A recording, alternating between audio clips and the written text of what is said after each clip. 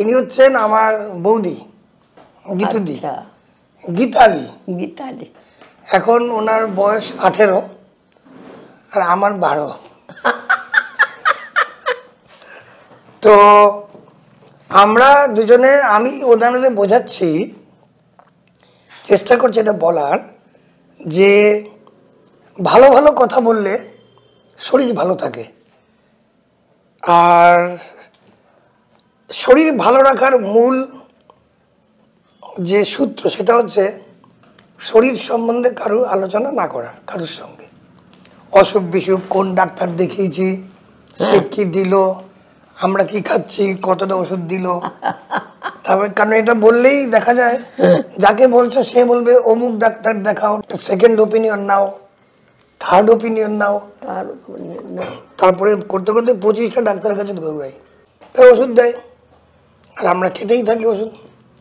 এই খেতে ওষুধটা যে জিনিসটা আমাদের যখন জন্ম হলো, আমরা যখন জন্ম নিলাম, আমাদের মধ্যে এই যে বিশ্ব ব্রহ্মাণ্ডের যে সৃষ্টিকর্তা, সে অনেক ওষুধ ভরে দিল ভেতরে, দিল। কিন্তু এই যে ছোট্ট বাচ্চা, এইটুকু বাচ্চা থাকে 10 দিন 15 দিন 5 দিন যখন বয়স, সে তো মায়ের পেটের বাইরে এলো, মায়ের পেটের ভেতরে তো সে প্রোটেক্টেড থাকে, তার তো কোনো ভয় ডর নেই।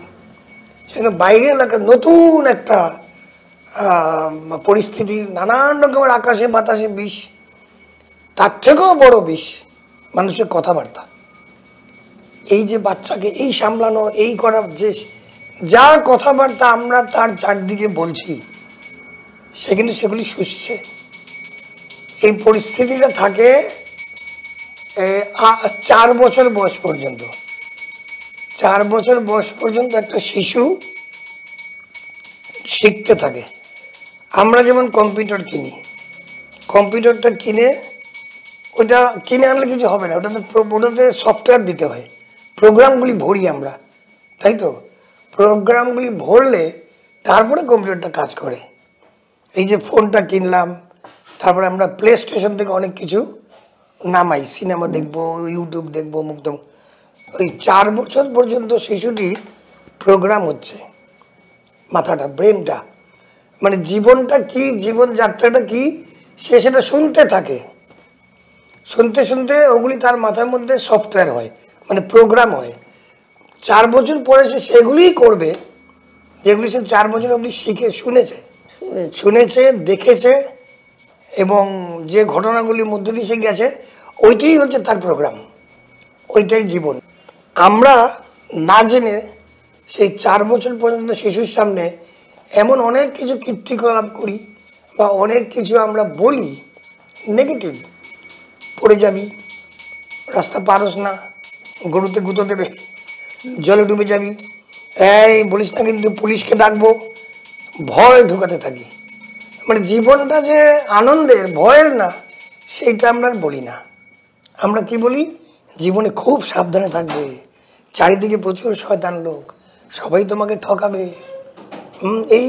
এইসব নেগেটিভলি শুনতে শুনতে ওইটাই তখন তার জীবন, তার সে জানে ওইটাই জীবনযাত্রা।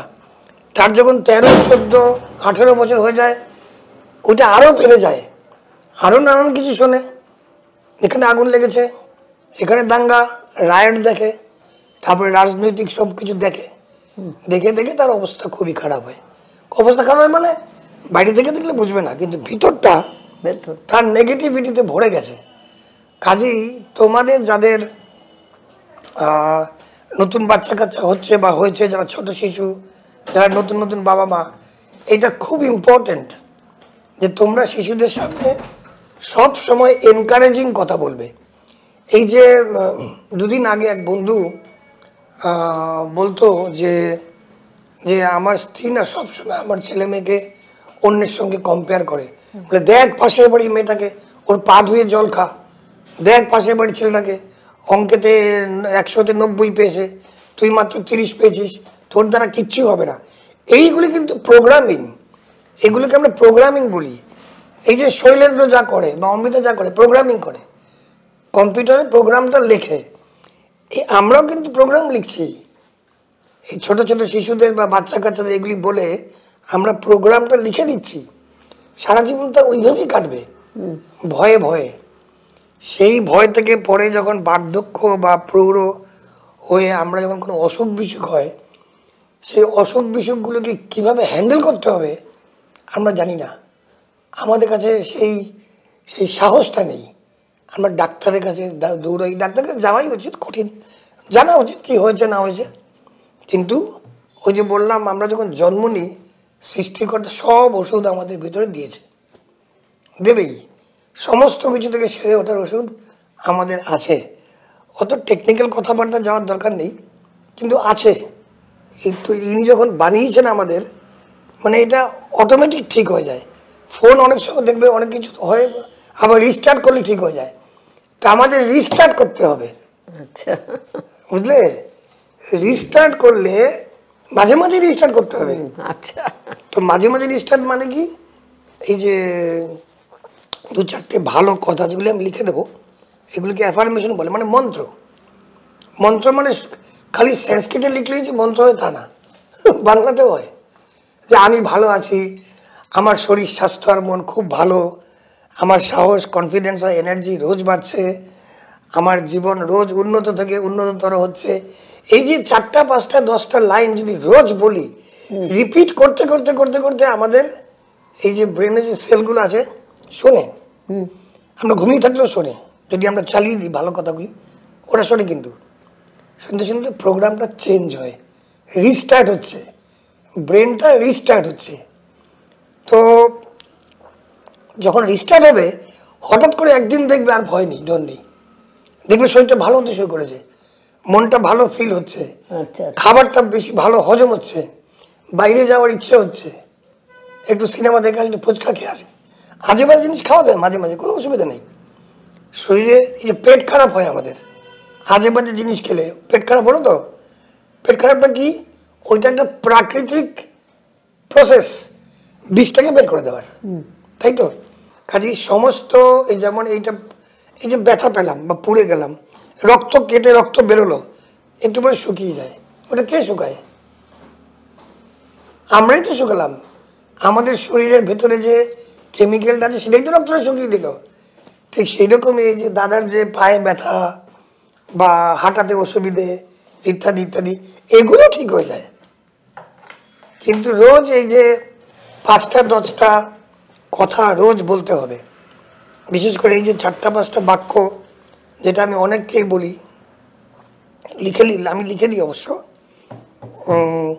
সেই কথাগুলি এই যে বললাম এটা খুব ইম্পর্টেন্ট।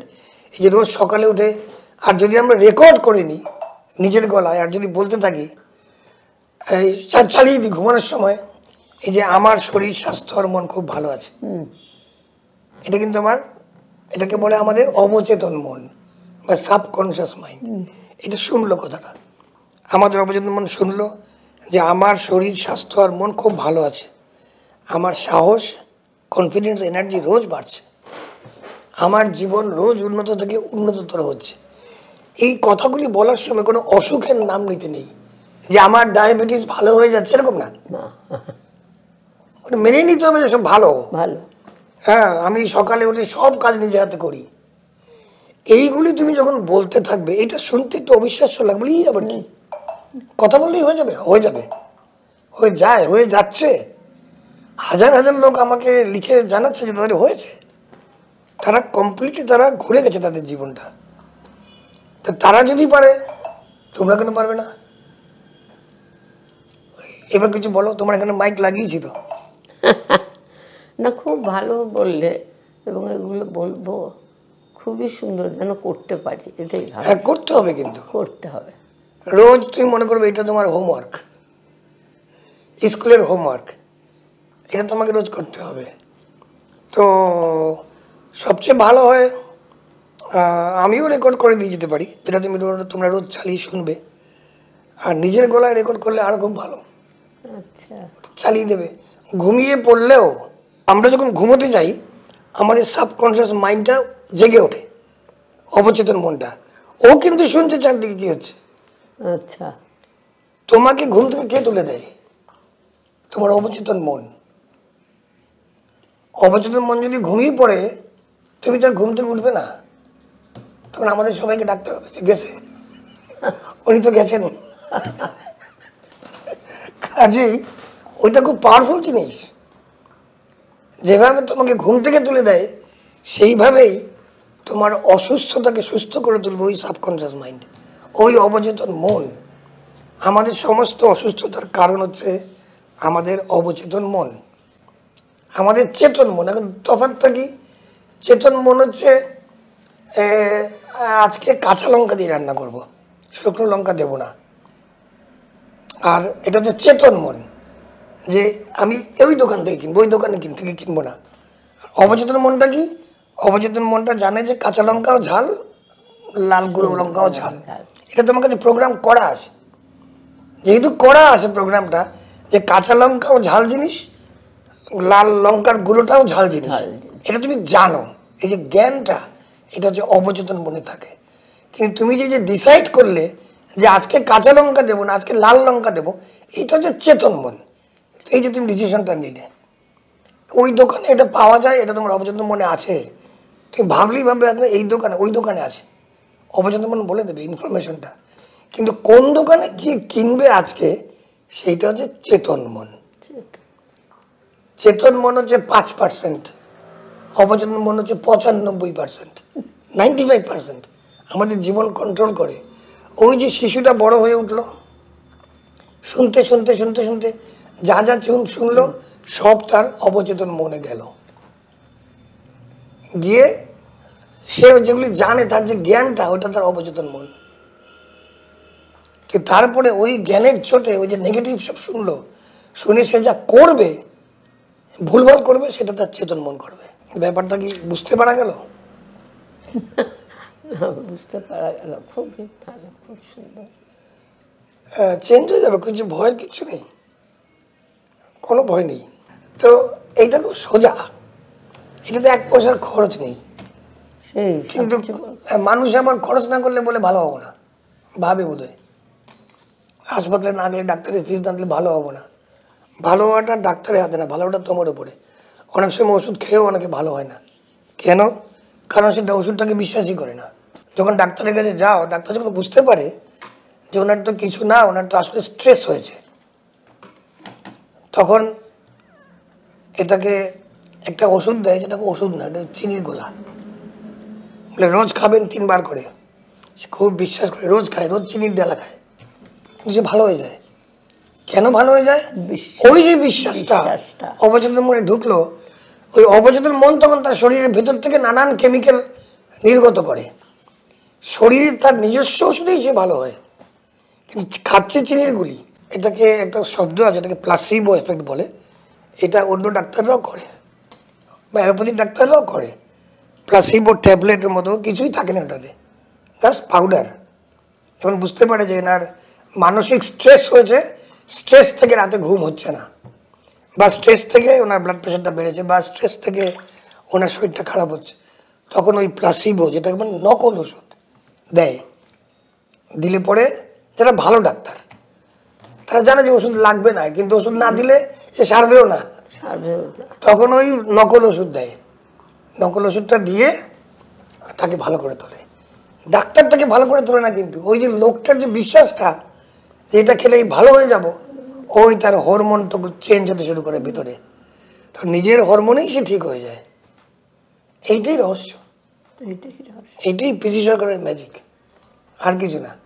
এই যে আমার বৌদি নাগপুরে থাকেন, তো এনাকে বললাম, আগে আগে ওনারা আমাকে বকতেন, এখন আমি ওনাদের বকি। এইটাই তো আর কিছু না। এই ভিডিওটা কিন্তু আমার চ্যানেলে যাবে, লক্ষ লক্ষ লোক দেখবে।